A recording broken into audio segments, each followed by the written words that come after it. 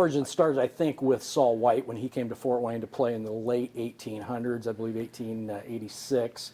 He came out of Charleston, West Virginia, playing baseball, and came to Fort Wayne and was here for 3 or 4 months, and ended up going to the Page Fence Giants, which were actually a Negro League team. But he was here, touted as the black shortstop, and ads and articles that I saw, excuse me, ads and articles that I saw touted, hey, come see our exciting black shortstop. So how did that, most people think it began in the 1920s. So tell me about the 1920s era. When did that start? When did it start to get traction, if you will, in Fort Wayne? It actually started about 1906. The first registered game or any game between 2 black teams was based out of the Wayne Hotel, which was down on the landing. It was a very high-end hotel, and all the players formed 2 teams, went out to the park and played a game. So that's kind of where it started. And then as black baseball became a little more popular, the Fort Wayne Colored Giants were formed by two guys here in town, one named Wilson, the other named Doopy. They formed a team which ended up playing local area teams in this part of town. They had kind of a vaudeville show that was included in the baseball game between innings. They did various things, and they also had a band. So what time frame are we talking about for the Fort Wayne Colored Giants then? Fort Wayne Colored Giants spanned from 1906 to 1960. Okay. So why do some people think that it's really just the 1920s that the Fort Wayne Colored Giants were here? A lot of the previous history that was found said that there was a bus broke down in Pittsburgh in 1929, which my research found that that wasn't the case. There was a bus trip to 1928, but the team was in various forms. They always had a business manager. They always had somebody that scheduled those games. So, I mean, the team lasted and was in and out of town throughout all those years, depending on whether it was a fundraiser they were doing. They were paid. They were what I would term semi-pro players. So they were always around. There was always a Fort Wayne Colored Giants team between those years. Would you say their height was early 20s then? I would say definitely the height was the early 20s and probably the 30s, because that's when a number of Negro League teams started to come to Fort Wayne. At that time, the best semi-pro team here in town was the Lincoln Lifers. So they would draw a lot of Negro League teams. Rube Foster came here frequently. Rube Foster also supplied some players to the Fort Wayne teams. So they were involved in the 20s and 30s, would probably be the biggest era of when that baseball was at its zenith, probably. And a number of big names when it comes to Negro League baseball came through Fort Wayne. Tell me about some of those. Well, Rube Foster, who formed the Negro Leagues, was here. Smokey Joe Williams, actually, he's a Hall of Famer. He went in the Major League Baseball Hall of Fame in 1999, I believe. He played for a team here in 1928. The Negro League historian, Tweed Webb, played here in 1926. And then just about every Negro League team that was around, the Kansas City Monarchs, the Pittsburgh Crawfords, Chicago American Giants, they all came through Fort Wayne and played. Where did they play the majority of the games? I mean, obviously, they didn't all play in the same location, so where were some of the locales and parks and different areas where they played here in the city?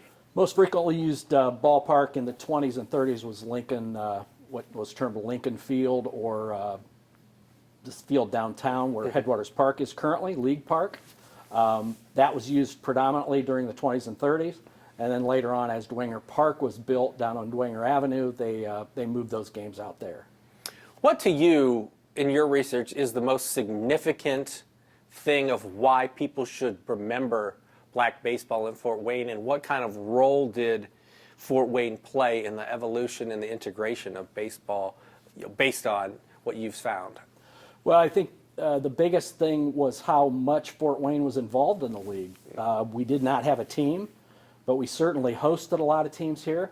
1932, we hosted the 4th game of the Negro League World Series between Pittsburgh and Chicago. So obviously it was a popular game here, and it always drew well. Typically it drew, newspaper accounts say, between 2,000 and 3,000 people. So it was highly attended, and it was just a real big community involvement in bringing those teams here.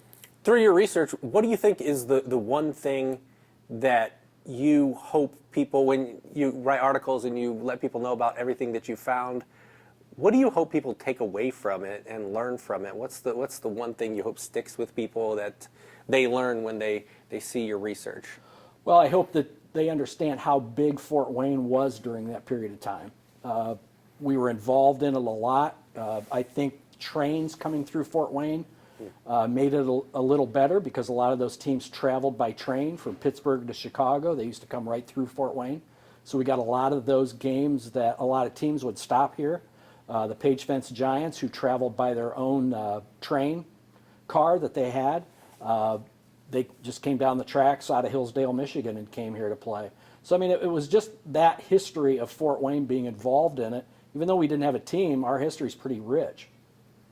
Final question from me. What's next for you, and what's next in researching this? How hard is it to get information?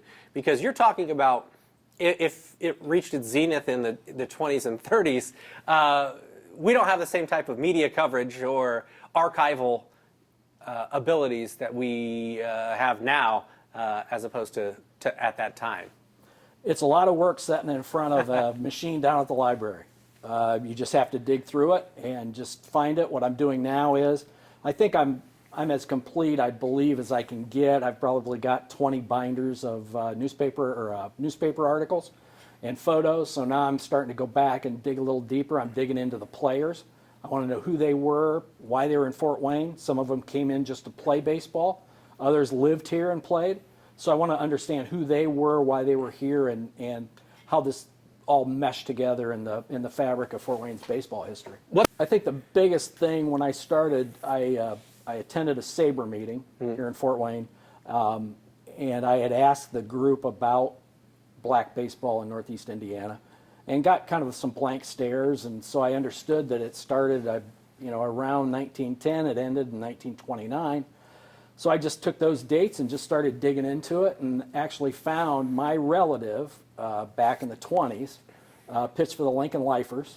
His name was Lefty Tassler, Tossler, and he ended up pitching for the Fort Wayne Colored Giants. One of the things the Giants always were looking for was pitching, so they had asked him to play, and he ended up playing. So that was kind of an aha moment when I was going through my research. So has your guys' name changed from Tassler to Tassler? It did. During the Second World War, they changed it to give it a less of a German feel to it. Okay. Yeah. I got it. Is there anything that we didn't touch on as far as black baseball in Fort Wayne that you wanted to mention, or anything we left out on accident? No, I don't think so. I think it's just a very strong history. I'm trying to just make people aware of that. I think it's baseball, but just giving this kind of the angle to it of black baseball, how important that was, is very important to the area. Good deal. Good deal. What's next for you? Just to expand what I've found so far and just kind of dig a little deeper and find out who those people are. I've found some relatives. Some had no clue that their relatives played.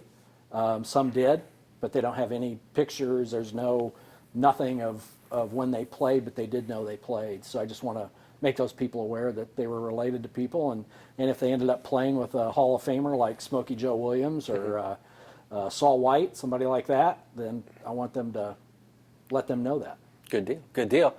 A book in the works? It's been kicked around. I've talked to Blake and I've talked to Chad Gramling, and they think I should. So we'll see what happens. Yeah, I would love to see it, but I know how much work that goes into something like that, especially somebody like you who wants the absolute historical accuracy. Right. And I guess the verification is almost the toughest part at this point. It is. Good deal. Good deal. Well, I appreciate it.